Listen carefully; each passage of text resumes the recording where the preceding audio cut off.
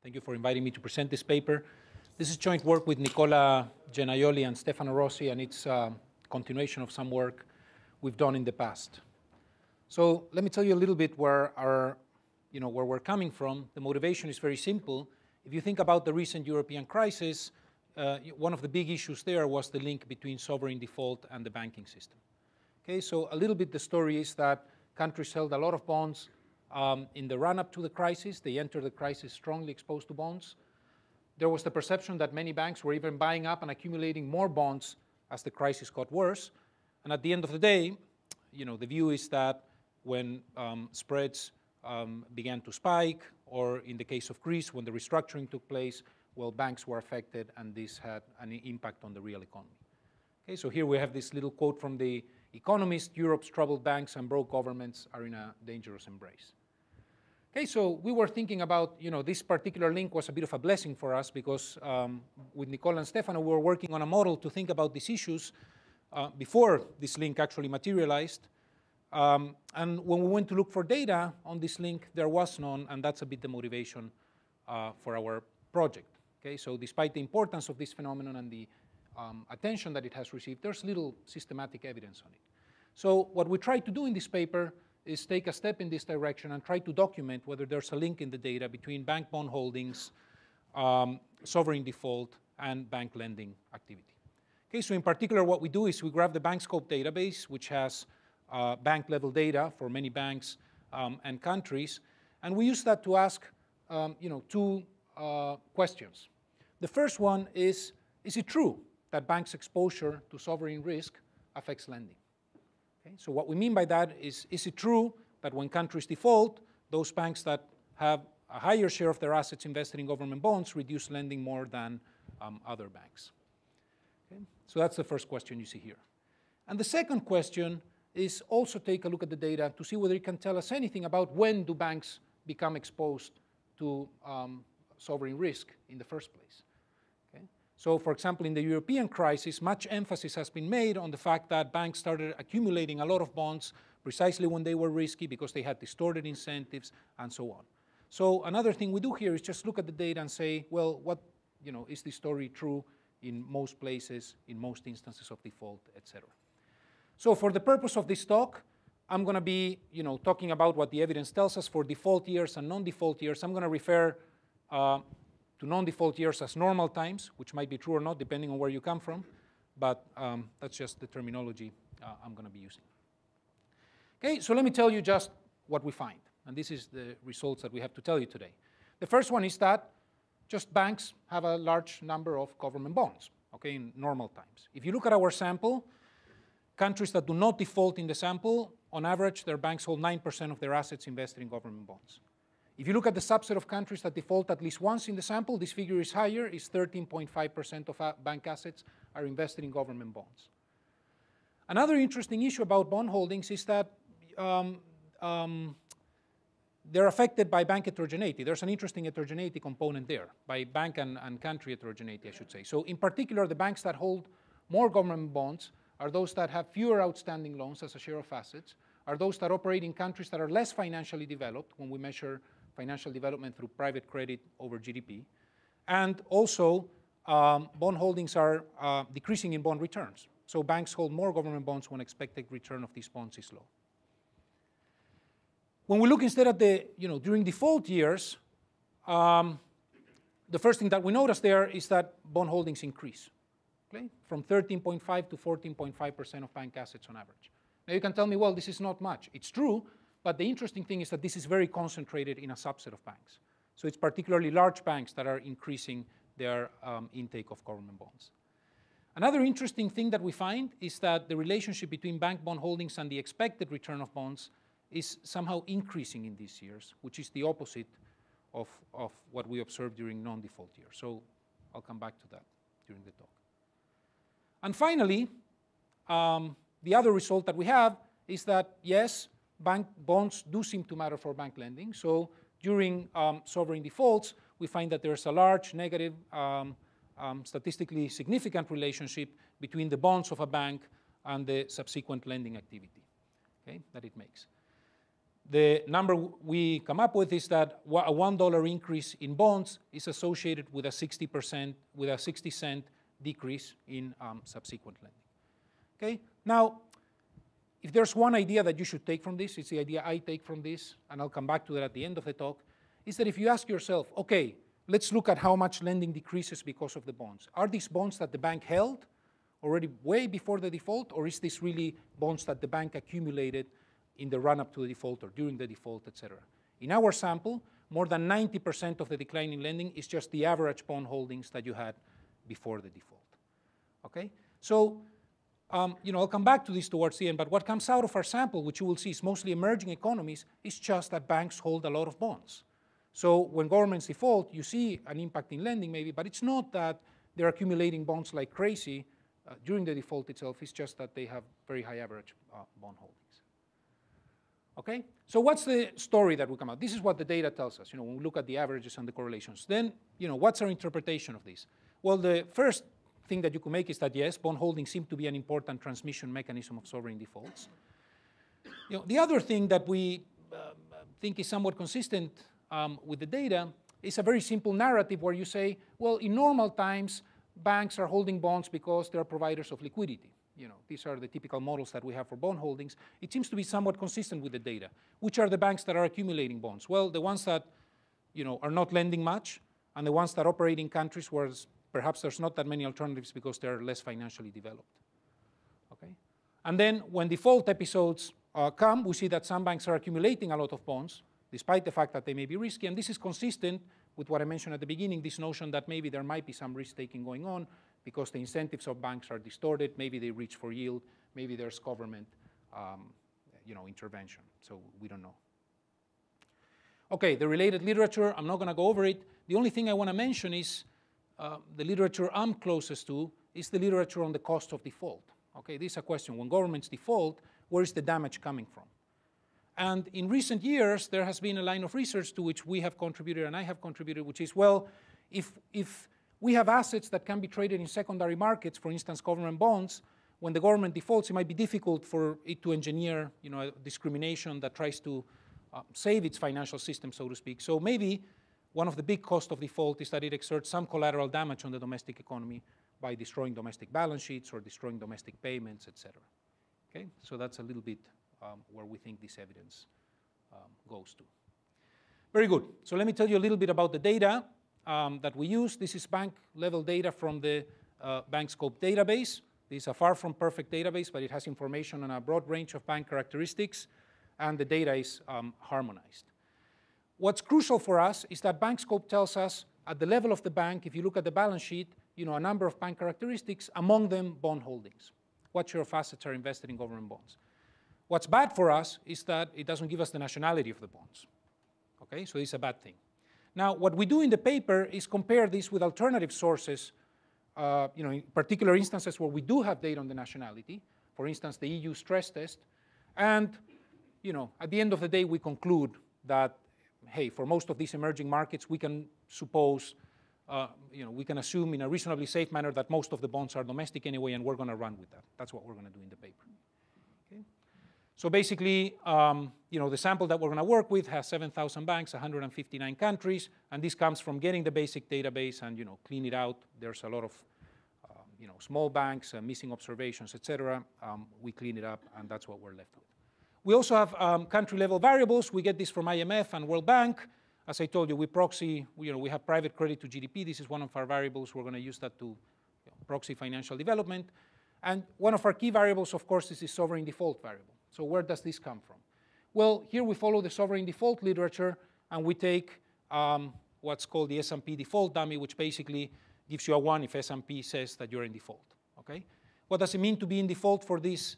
For S&P, well, it means either that you missed a payment or that you changed the terms of the original contract in a way that's perceived to hurt the creditors. So under this definition, for example, Greece defaulted in 2012. Why? Because in the run-up to the debt restructuring, they introduced collective action clauses retroactively on bonds that didn't have them, and, well, this was perceived to materially worsen the position of creditors, and so it was counted as a default. So this gives us 19 sovereign defaults in 16 countries, and then we complement it with alternative measures, but I won't discuss that here. Okay? What else? What other data do we use? So we have bank level data, we have this country data, and the last thing that we do is get bond return data, which we also use for our regressions. So where does this come from? Well, ideally we would want to have realized bond returns and also expected bond returns. Okay? So realized bond returns, well, it's not much of a problem. We go to JP Morgan and we download them. We download the bond return indices for advanced economies and for emerging countries. So this restricts our sample because they're not available for a wide set of countries, but that we can do. Expected returns, of course, is a bit more problematic because we don't observe them. So what we do here is we construct it through a two-step process. In the first stage, what we do is regress returns. What you see here is returns, let's say, in country C at time t on what's called country risk ratings. Okay? So these are political, financial, and economic risk ratings that are compiled by the International Country Risk Guide. It's kind of a risk consultancy.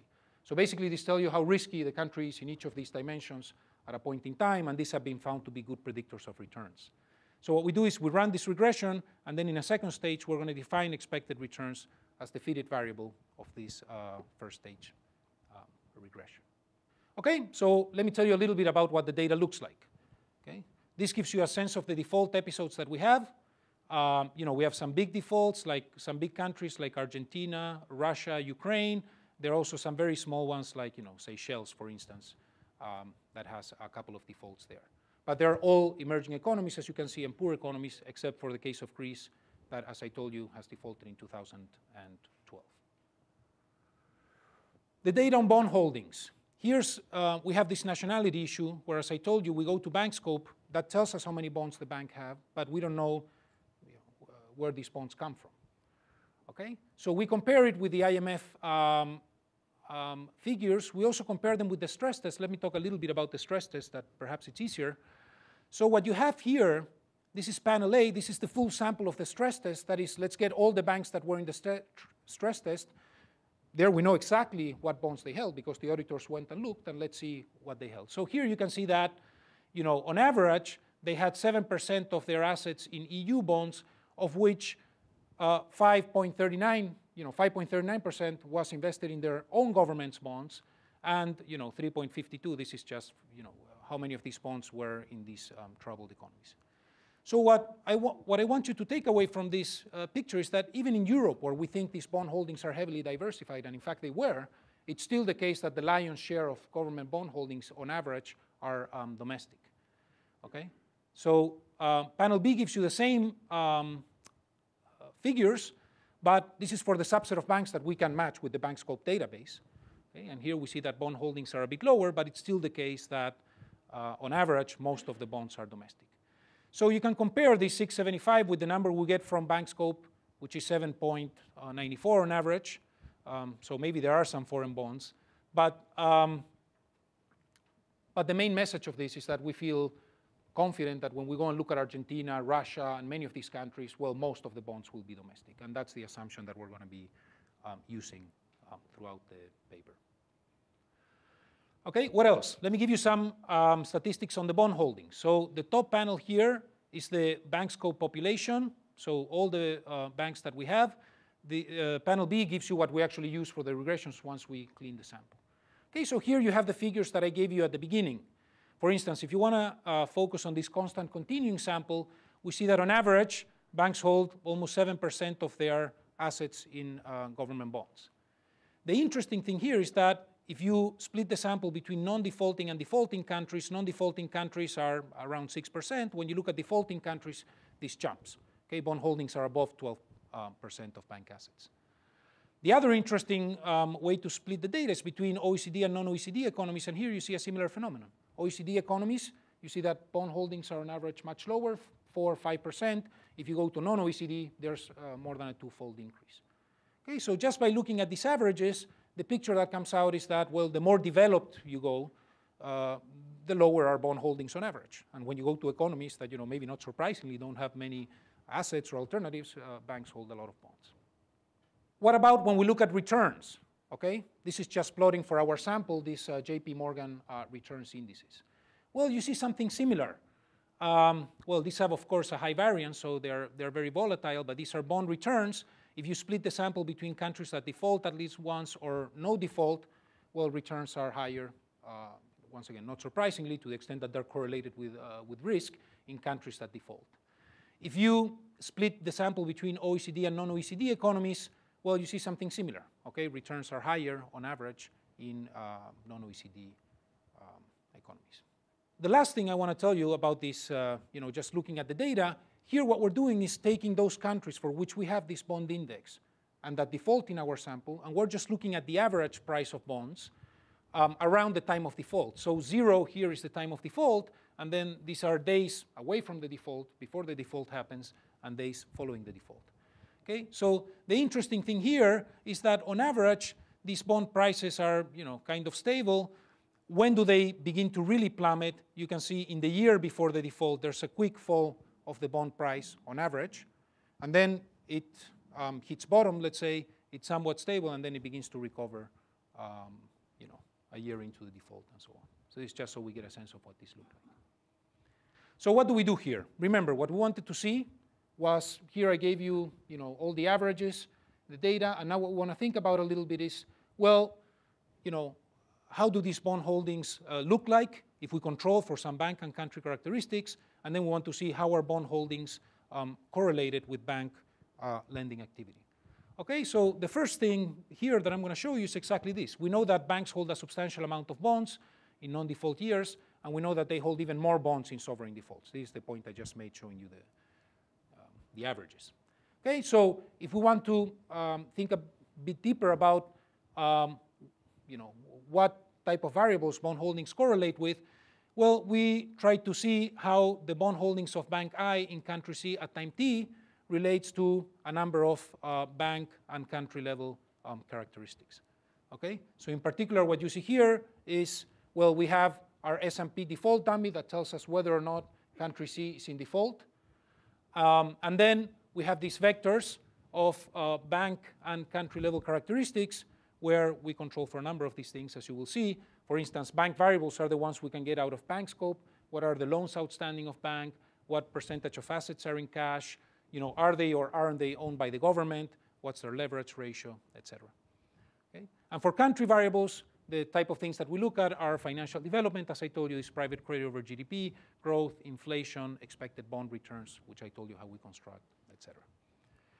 Okay, so let's see what we get. I hope that you can see this. I'm not I usually don't present regression tables, so I never know how they're going to look. So if you focus on the second column, where here we have the bond holdings, how are they correlated with bank and country level characteristics, you see that heterogeneity matters to some extent. Bank characteristics matter. So large banks have on average more government bonds. Banks that have less outstanding loans have on average more government bonds. And then if you go to the country characteristics, you see that it's correlated with GDP growth, with banking crisis, and also with private credit, which is the point that I was making earlier. So countries where private credit to GDP is lower are countries where, on average, banks have more government bonds. If you want to see, well, which of these variables have more explanatory power, if you think in terms of marginal R square or these things, it turns out that bank loans and private credit are the ones that matter the most. These are the ones I've been talking to you about. This third column here is the same thing. The only thing that we're adding here is the expected sovereign bond return, and this is what I was telling you, that throughout the sample, on average, there's a negative correlation between bond holdings and expected bond return. And these last three columns, they're essentially the same, but what we've done is add the sovereign default variables and the interaction of sovereign default with these different bank and country level characteristics. Okay? So most of the effects that I was talking about don't change much when we add the sovereign default. When you look at the impact of default itself, you see that pretty much the only effect that is significant across specifications is that there's significant interaction of bank size and sovereign default.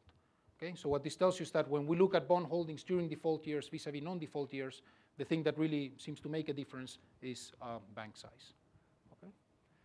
And finally, the other thing I wanted to tell you is that when we add expected returns to this regression, you see, whereas for the sample as a whole, where was that here? the correlation between expected sovereign bond return and bond holdings is negative, during default years this changes sign and becomes positive. Okay? So basically this is what we get out of the data. So how can we think about this? Well, let me just summarize this once again. Banks hold a substantial amount of government bonds. They increase during default episodes. Both bank and country level characteristics are important in explaining these patterns. All else equals, banks that have less loans outstanding and are in less financially developed countries hold more government bonds. And finally, bond holdings seem to behave differently during default years. Okay, in which way? First of all, large banks are the ones accumulating them.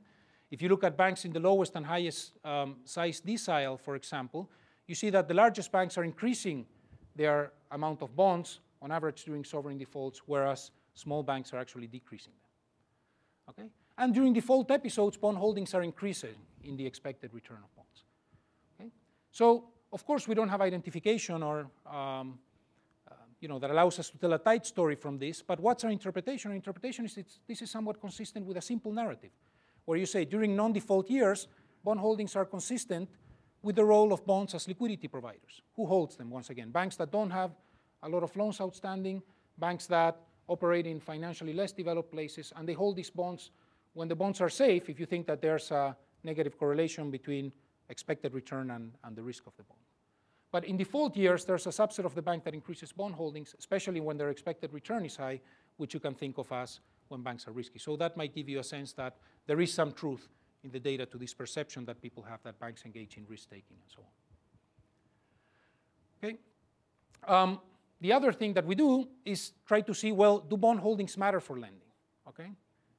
So what we do here is define a variable that is the change in lending for bank I in country C between, let's say, time t minus 1 and time t, and we see how this is affected or how this is correlated with bank and country characteristics once again.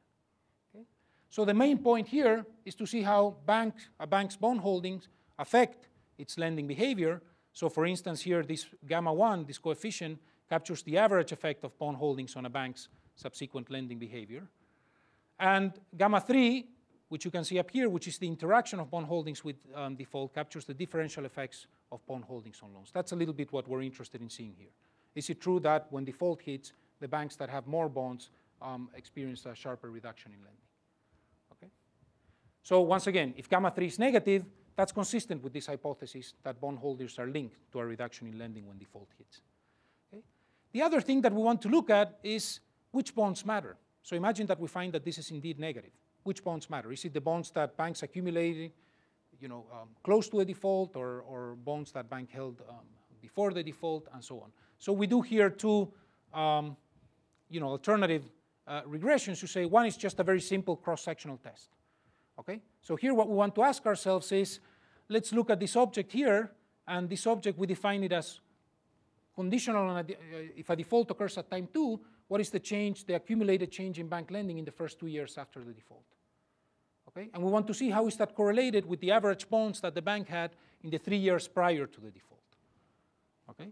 So what's the point of this exercise? The point of this exercise is to think a little bit, well, let's just look at how many bonds a bank has on average in normal times, and let's see how this affects lending once default hits. The other thing that we do is we decompose bank bond holdings into two components. Okay? So this is similar in spirit, but it's a bit different.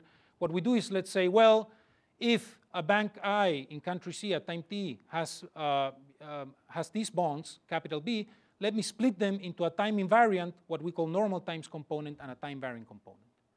Okay? So what is the point of this? The point is that the normal times component, how do we compute this normal times component? It's a bank's average bond holding in all non-default years up to t. Okay, so that's what we do. We say if a bank holds bonds BT, let me compute the average bonds that it had up to the time of default. And the residual is a time varying component. Okay? And here we run exactly our same regression, but trying to see whether there's a differential effect between the bonds that banks hold in normal times or the banks that they accumulate in the run-up to or during the default. Okay, so once again, let me go quickly here because I'm almost out of time.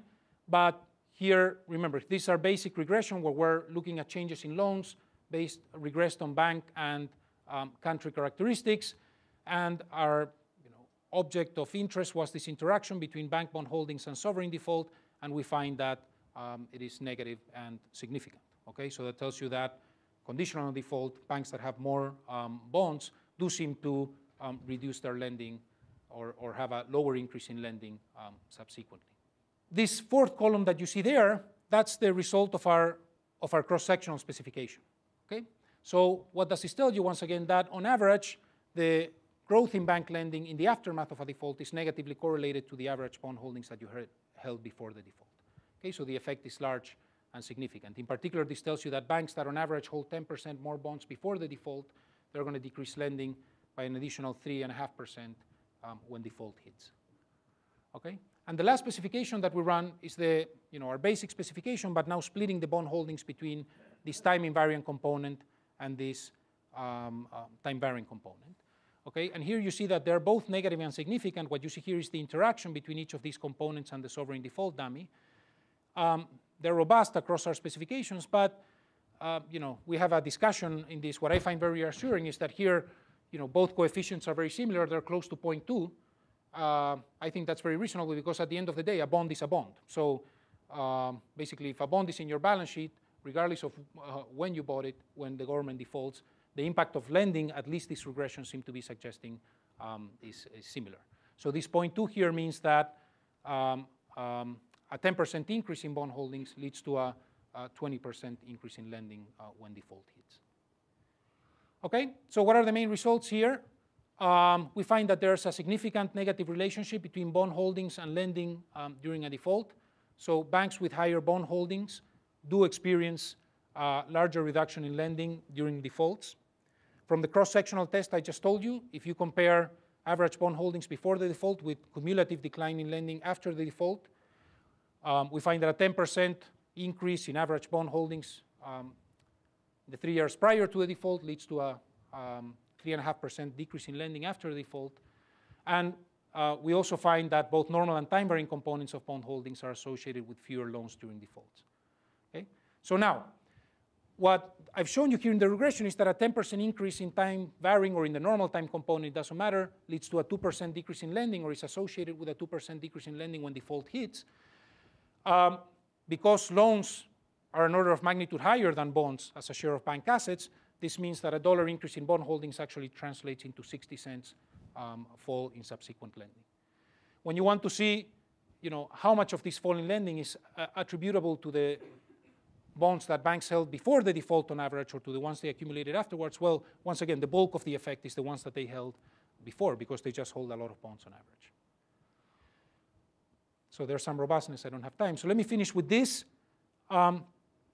We think that our evidence is consistent with a simple narrative where during normal times, banks hold bonds for liquidity purposes. And when governments default, then banks get hurt and reduce their lending, even though there's also evidence in our data of banks increasing bond holdings during sovereign defaults or when they're risky.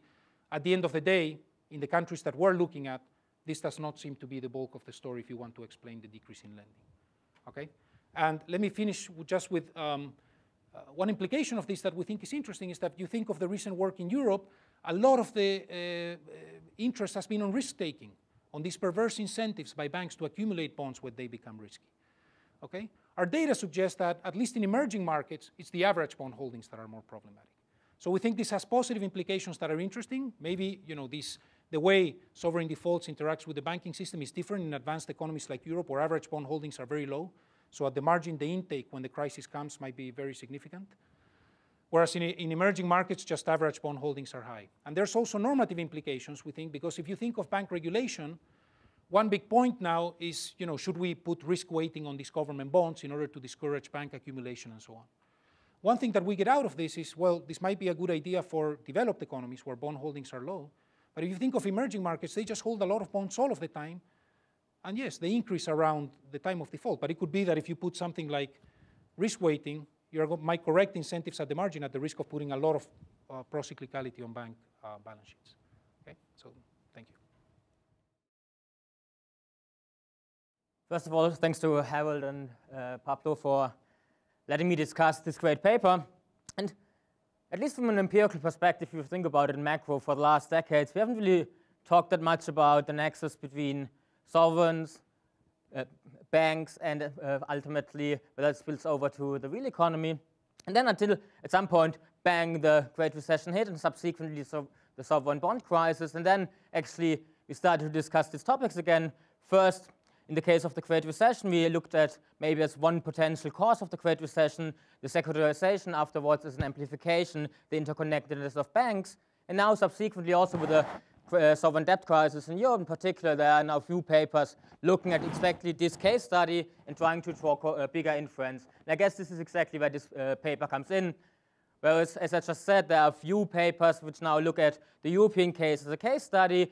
As the paper says, and I really like the term, it's actually here, the key contribution is that it offers a panoramic view of the relationship between banks, sovereigns, and the real economy. And so, I guess Alberto was very clear in that, but I want to emphasize it again. It's a facts paper. It documents robust empirical evidence. It does not attempt to provide any kind of causality. I guess the data they have doesn't allow them to do that. They offer a narrative which is consistent with their findings, and which to some extent might hint towards a causation story. And I guess this is something I want to provide some alternative interpretations. So the two key questions this paper asks is, on the one hand, does banks' exposure to sovereign risk affect lending? In particular, do the banks that hold more public bonds exhibit a larger fall in loans when their government defaults? And then second, once they establish that, they ask, well, do banks accumulate public bonds in the run-up to and during sovereign defaults, or do they accumulate bonds mostly outside of these events? So now what I want to do is first give you a brief overview again of the findings, the way they interpret it, and afterwards give you a few common suggestions and maybe some alternative narrative of the findings. So as we've already heard, so a huge fraction of assets are held actually by banks in sovereign bonds, 9%. And this 9% number increases to 14.5% conditional on default. And actually, what you see in this data is that it's mainly concentrated in large government-owned banks. At the same time, I think what I really think is quite interesting, and one of the key findings, is there's this positive relationship between expected returns and government bond holdings conditional on default. And then, at the same time, you also see that it's exactly the banks which have a lot of government bonds who are actually afterwards cutting on lending. And 90% of this negative correlation is actually explained by bonds which are held previous to actually the default. And now they provide this narrative which effectively says, well, in normal times, these findings are consistent with the liquidity view, meaning that banks hold government bonds to store liquidity, maybe for further or future investment opportunities. And on the contrary, then once conditionally you look on default, it's actually driven by a risk-taking view in the sense that if maybe banks gamble for resurrection, they take on risky government bonds, given that they offer a high expected return. So my take on the paper is it offers very convincing and substantial empirical evidence on this very important question.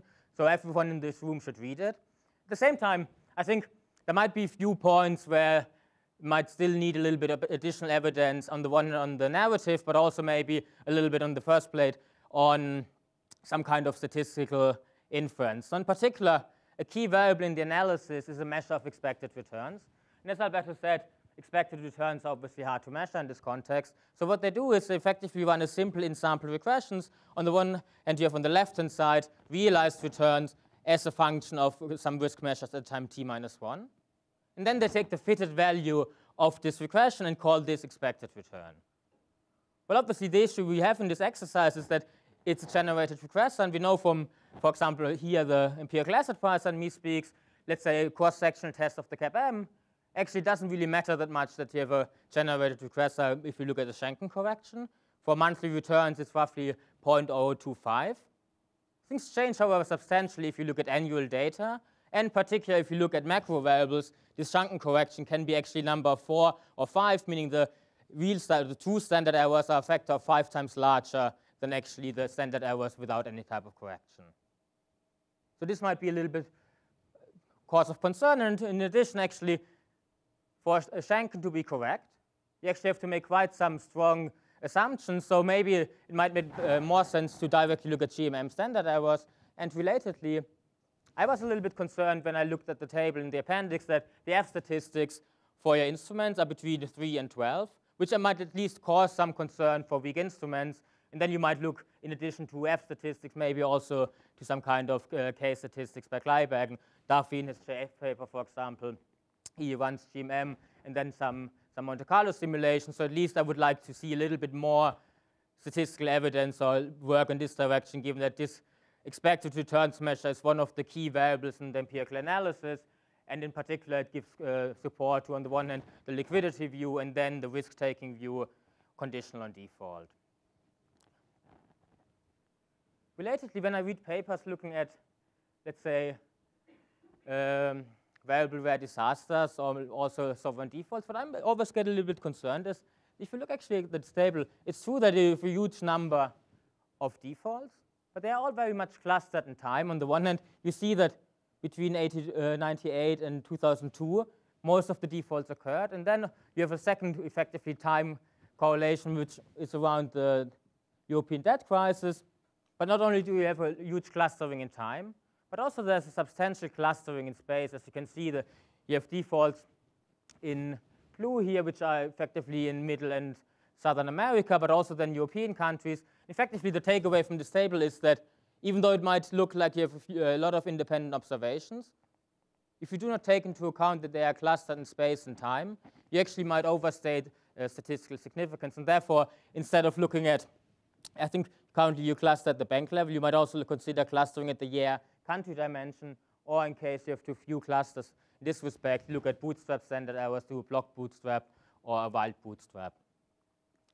And then a little bit here, I got motivated by a recent corporate finance paper. Actually, do expected returns measure expected returns? In the sense that, so we know that the first stage R-square is 2%, which is reasonable for a predictive regression. But the key question here you have to ask, this is a full sample in-sample exercise. And it might be a good association for the whole sample. But obviously, given that we really care that a lot about conditioning on default, is it a good relationship if I'm standing at time t and want to have an expected return for t plus 1 to exactly look at this specification? In particular, for example, what you see is for this whole regression, you have roughly 800 observations, country year observations. But conditioning on default, actually, you only have 18 observations for that. So therefore, you have to ask, is this indeed a good measure of expected returns once you look conditional on default? In addition, I was not completely sure, given that this realized return series is defined as total return series in US dollars for composite maturities. So I was not completely sure whether exchange rate matters for this series. So meaning what part is driven by indeed returns and what part is driven by exchange rate movements. Then ideally you would want to look at not at total returns. Why would you want to reinvest the principal, the payoffs? And in addition, looking at this composite maturities, but I assume that it's actually most likely driven by data restrictions, and that's all you can do. It's a peculiar upward trend in risk measures already before default. This will actually be important later on for our interpretation of the regressions. And then lastly, I guess it's only my fault. You have 8 different first stages in the appendix, and I was not completely sure which one you use. So you might just clarify this for the reader a little bit. So now let's go specifically to the 2 key questions Alberto is asking in the paper. The first one actually shows that bond holdings decrease in risk-taking. Here, however, you have to actually look how risk-taking is defined. Risk-taking is effectively defined as the share of assets other than cash and bond holdings. So I was a little bit concerned that part of this negative correlation might actually be indeed driven by the way this risk-taking is defined. Of course, risk-taking is increasing by the fraction of government bonds you hold as a bank. And also this alternative measure of share of non-bond assets other than cash does not really solve this concern. Maybe at least to a little bit go in this direction, you could show me some correlational evidence how the 2 measures are correlated or how the measures are actually correlated with bond holdings at the individual bank level. We also see that there's this negative correlation between expected returns and bond holdings in normal times, but then once you condition on default, you actually have this positive correlation. And then the question is this indeed driven by the risk-taking of banks? So now recall you have this realized return on risk measures. giving you expected returns, you have these positive loadings on these risk measures. So what now you have to recall what I said earlier. You have this secular increase in risk measures already before default. Then you have a positive loading on these risk measures, which gives you a large, humongous expected return for countries which are defaulting. At the same time, you also see that it's the large government-owned banks which are increasing their bond holdings. So an alternative narrative for this whole finding is, on the one hand, this positive coefficient on expected returns is driven by the way you measure it. On the other hand, given that it's actually the government-owned banks which are increasing their bond holdings, maybe it's more a political economy story rather than a risk-taking story. I think in the latest version you sent me on Tuesday night, it's actually, you changed a little bit the narrative which, compared to the previous version, but I think maybe you would want to downplay the risk-taking view and say more that it's also consistent with a political economy view. Well, it's actually, I as a German am always entertained by Silvio Berlusconi. He's actually the one who has multiple quotes in Italian newspapers. Well, he always tries to make fun of Germans, but in particular, where he actually makes Merkel responsible for putting pressure on German banks to cutting back on the government bond holdings of Italy and things like that. So therefore, this could potentially be also one of the political economy driving forces behind your results. So actually, one way maybe you could disentangle the two stories. If it's really a political economy story, that might be the case that politically owned banks are actually the ones who have this mission by the shareholders to effectively lend more, lend to smaller firms, lend to worse firms, whatever, to effectively steer growth. And then these might also be the firms that you see on non-default times, that they have lower returns, they have lower return on assets and things like that, or some kind of systematic differences between government-owned banks and non-government-owned banks in normal times. What also a little bit concerned me when I looked at the correlational evidence is that here what you see is that, well, this red circle doesn't really matter for the story. I just stole it somewhere on the internet. You see this already, this increase in spreads on I think Greece in this case, on Greek bonds before default. So obviously, what might happen now is banks might already act, given that we already saw this, what Alberto showed us, that the bond price decreased before default, that banks might actually react expecting default and might change their portfolio. Obviously, if it's just the Greek banks who then effectively hold more bonds, it would actually go against you. But at the same time, might also be the Germans who cut back their lending to Greek bonds, and then it might distort the baseline finding, and this dummy for default actually might also be biased. So it's not completely clear in which direction a bias would go. Therefore, this could potentially be also addressed by looking at alternative measures of default, to some extent, in the empirical analysis. And then, I think it came up briefly already during the talk, your left-hand side variable is always bond holdings over total assets. And then I'm not completely sure whether the effect is driven by, let's say, an increase in bond holdings, or is it actually driven by just shrinking of balance sheet due to regulatory requirements and things like that. So I would also want to see some empirical evidence on the absolute number of bonds outstanding and things like that. And then I think Alberto and co-authors, they make actually a very convincing case that even though there might be some slight differences, on average, the two data sets, let's say the bank scope data and the IMF data, or the sovereign, the stress test data, are fairly nice, fairly comparable, and good on average. But I'm not completely sure whether this still holds conditional and default. So here I took from Proty and Soré, from their paper on repatriation of sovereign debt, figure 1. What you actually see is, looking at the gypsy countries, there's this huge increase in holdings of Greek banks, for example, of Greek sovereign debt, once you actually narrow or go close to default or after default. So therefore, even though on average the two data sets might be comparable, once you actually look on conditional and default, that's what we are interested in this paper, you might not necessarily have the good comparison that, given we don't know in the bank scope data, is the bond, let's say, a Greek bond or is it a German bond? Therefore, I would want to see a little bit more discussion on that. You define government on bonds conditional on 50% ownership. I think effective ownership, we could easily claim, is already around one third or 30%. Maybe you could also play a little bit around with this threshold. And then let's briefly talk about result number 2. So there we see this negative correlation between bond holdings and the change in loans after controlling for bank level controls and expected bond returns. So I think the author make a very convincing case that it cannot be driven by a simple demand-side explanation. They have country interacted. Yeah, fixed effect, so in this respect, it cannot be an overall, let's say, decrease in demand for credit. But what still might be going on is potentially some kind of selection story. So if I'm a firm and want to effectively borrow money from a bank, why should I go to a bank which is actually highly in trouble, which has a lot of government bonds? We already know that maybe Greek might be defaulting next year, therefore I don't go to bank A, but I go to bank B, and that's maybe why we see these effects here in the data. And also relatedly is, I as a macroeconomist, should I care about the negative coefficient, this correlational evidence? Does it matter for the real economy? In the sense that even though maybe I as a firm cannot borrow from bank A, maybe, however, I can borrow from bank B. So there's some evidence in the literature that maybe this is exactly what's going on. We don't find an effect on the real economy, given that I can just borrow from different banks, and I don't really care whether one bank goes down, and I just go to another bank.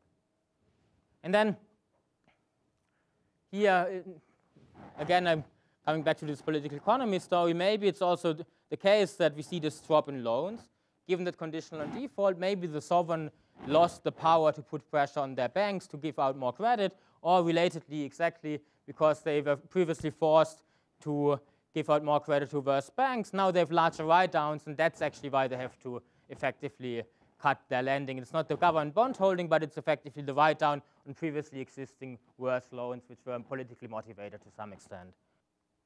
You see that this effect, this negative correlation, kicks in once you control for heterogeneity. I think it's completely reasonable, but also at the same time you control for expected returns. And I would just want to see a specification without adding expected returns, because once you add expected returns, the whole sample shrinks by 50%, and it's not longer comparable with the previous tables and things like that. In addition, I don't see a government dummy anymore, and would just help me to interpret the findings if I would still see whether maybe it's, again, the government-owned banks which actually decrease their loan conditional on default. I guess the third point is only my personal fault. I wasn't completely sure how you actually define your left-hand side variables. Is it the change in bond holdings over assets, or the change in bond holdings over asset, which would obviously matter for the interpretation? If it's the former one, then actually might again be driven by your denominator, by the asset base. If it's the latter, I can make sense of the result.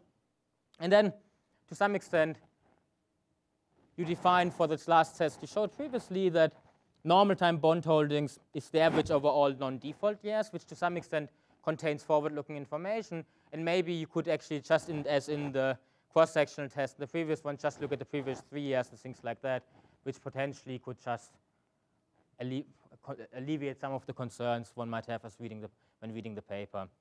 And a few minor comments summarizing it. So on the one hand, the whole running sample is roughly 100,000 banks. The total sample, the running sample, is roughly a third in size. I would just want, as a reader at the very beginning, just show me a descriptive statistic for both samples to somewhat give me a feeling maybe where the difference is. Of course, most likely smaller banks will fall out and things like that. In your abstract count, you have a number as 9% of the mean bond holdings over total assets. But if you actually look at your running sample, and the median, this number is a little bit less than 3%. So maybe on the one hand, either talk only about the running sample or talk only about the total sample, which makes a little bit, at least in terms of consistency, would definitely help when reading the paper. I would, just out of interest, want to know who is actually holding bonds in normal times. Is it, again, government-owned bonds? But I thought, I was not completely sure. As you talk about, you look at the unconsolidated bank data, might there actually be room for potentially exploiting the difference or the variation between Deutsche Bank Germany and Deutsche Bank Spain? And then if it's, again, a political economy story, maybe actually Deutsche Bank Spain acts different from, let's say, a local Spanish bank, which is government-owned. That could potentially help in the interpretation. The split in banks in your data set is roughly 1/3 commercial, cooperatives, and savings bank. And just for the empirical specification, at least for the German case, the three of them, these groups have very different scale and scopes, would help definitely to add a type dummy to see whether they behave differently. Then maybe it would make sense to look at if it could be exploited, the intensity of default instead of just a dummy. And here, just in terms of interpretation, if you look at this figure here, this shows the bond holding over total assets in defaulting countries, and you see this peculiar V shape. What I just would want to know is to better understand this, the patterns in this data. Is it driven by banks cutting maybe their bond holdings before and increasing it afterwards? Is it driven by a supply-side story, governments issuing less bonds before? Or is it driven, again, by the asset base which shrinks and things like that? Who actually holds then assets, who buys assets and sells assets, if it's indeed driven by the denominator? So let me just wrap up at this point. I think it's a great paper. It's a very important topic. I might have sounded a little bit too critical, I fear, but it was mainly driven by the fact that I really liked the paper and started me thinking about many, many different things, and everyone in this room definitely should read it. And I think it's a fantastic contribution to the literature. Thanks. Thank you, Michael, for the comments. The most technical one, I'll defer to my empirical co-author here, but let me just answer, just broadly speaking. First of all, I completely agree with you in the sense that the narrative that we discuss is not tight. The analysis is not causal and so on. So we try to do, we think that this is the view. Basically what we try to say is this is a view that's out there, and when we look at the data, it's consistent with that view. I guess that's the way we are trying to frame it, but I completely agree with you in terms of that. Let me just say a few things in general. The fact that, when you think about, is it risk-taking? Why do banks accumulate bonds in the run-up to the default and so on? You say, well, maybe if it's government bonds, that's not really risk-taking. It's because the politician is calling up the bank and so on. And, they might have completely different incentives, but it's not the risk-taking per se. So I completely agree with you. In the paper, we kind of put all of this under the umbrella of risk-taking. We basically say, well, it could be because you're reaching for yield. It could be because you have regulatory benefits. Or it could be because the government calls you up and says, I'm sending the tax inspectors if you don't buy the bonds, which has been known to happen, and that's why the banks buy them. On the issue of the Greek default, of when the spreads, it's anticipated, of course, and so on. Well, we try to take care of that with the alternative measure of default, like looking at the country spreads. But that, in the version that you received, I don't know to what extent was developed or not. So that's an issue that I completely agree with you. The case that most bond holdings are domestic, you mentioned this case. You mentioned the issue that in Europe, bond holdings have gone to being domestic in the aftermath of the crisis. So there has been a huge shift in the composition of the portfolio. And I completely agree with you. In fact, I have a paper that explores this issue. I think by and large, this has been coupled with a big increase in bank bond holdings. So it's not the case necessarily that banks held a lot of foreign bonds and then shifted to domestic when the crisis came. I think they bought up a lot of bonds, and at the margin, they were all domestic. And what ended up happening is that, in Spain, for instance, domestic debt in the hands of Spanish debt in the hands of Spaniards went from something like 15% of GDP to 65% of GDP in 5-6 years. So they really bought a lot of bonds.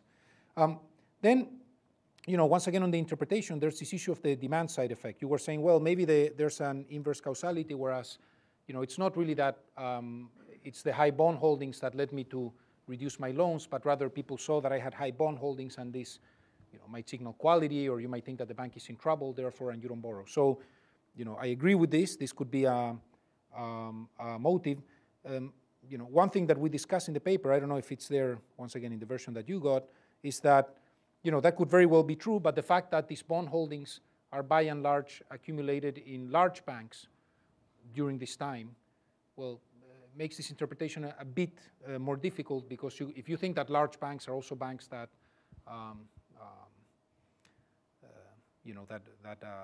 have a large customer base, or that have access to credit, or that have effective demand for credit from their firms, we think it's a bit harder. But I agree. This could be. I don't know, Stefano, do you want to add anything? An empirical appendix which the person involved doesn't care. So we take great care in making sure that there's no mechanical distortion. Okay, so denominator effects separately controlled. Okay, control for size is made exactly to capture the fact that assets shrink in default, and so it's not that the bond over assets go up because the assets shrink, but it's basically controlled for this effect. The effect of risk taking. Okay, so all our results are taken on risk taking are based on returns. Okay, not on the idea of 1 minus cash minus bonds. Okay, so again, there's no mechanical.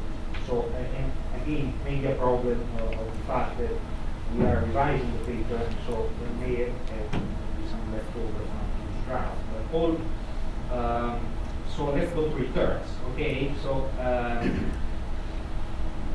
when people have sovereign returns on sovereign bonds, if people examine samples with normal times, okay, people just proxy expected returns will be able to do.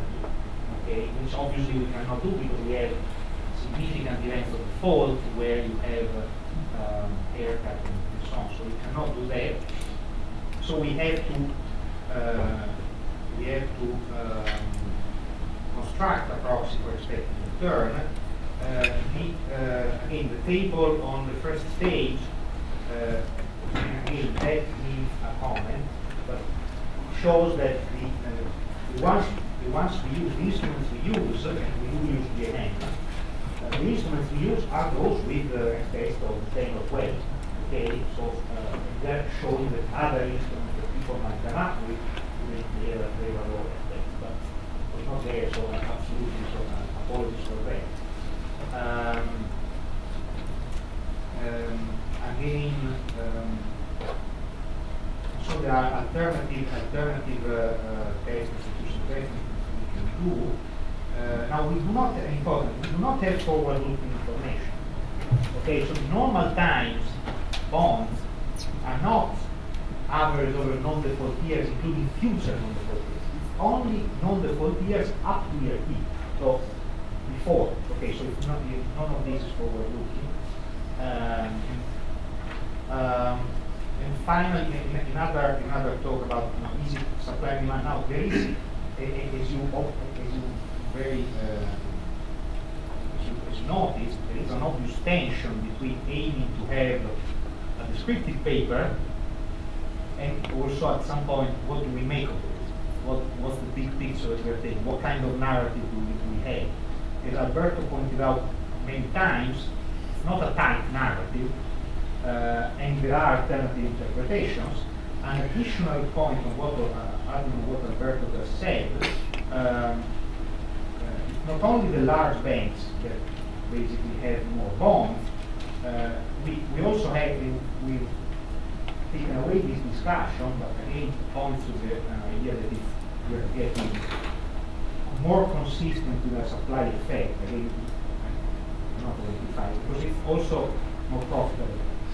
Then we have a right proxy for profitability, for bank quality in our data, and bank stock data. Maybe it's not the ideal one, but still, so it's the best we can do to try and write robust correlation. Thank you so much. Do you have time maybe for a couple of questions? So you don't use foreign banks, not the ownership of the banks. So it's very important. There are a lot of foreign banks in this type of country around the world, and there is a database there at the IMF, Alberto, where you are now, by classes, on the ownership of banks. Once you know the nationality, then you can disentangle some of these political economy versus the other. The foreign banks will be less capital. So that could be a matter that we could explore. That's an interesting. Yeah.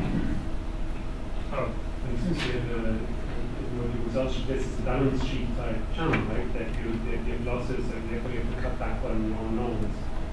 And I think something what people are doing interesting is to sort of see how much dollar losses induce how much more dollar balance sheet reduction, right? I mean, because you see the returns on your bond portfolio, right? And you assume it's all natural. I mean, it's a thing that making bold assumptions. So I think that would be cool to do. And also to see whether indeed the loan reduction you see afterwards, and you probably also see the total balance sheet, right? So you could see, is the loan reduction more than the total balance sheet reduction, or is there actually some asset substitution towards loans going on? So that maybe they're reducing the balance sheet, but actually substituting into So basically you're saying, instead of looking at whether you're in default or not, how severe somewhat is this default? Yeah. You could see in terms of return. We do a little bit of that when we control for the haircut that eventually creditors get. But usually you get a number, right? And how much, right? If I lose that many dollars on my sort of one performing position, how many dollars do I use my own portfolio? There would still be all these identification issues on causality and so on, but I agree. You could, yeah. A way to use the fact that the prices of sovereign bonds went down, say at the time of the default. They go down in many other countries, similar looking countries, which they don't default. The sooner they will go up even much more because they didn't default. So actually, there would be kind of like a comparison as opposed to some of the guys that, Germany.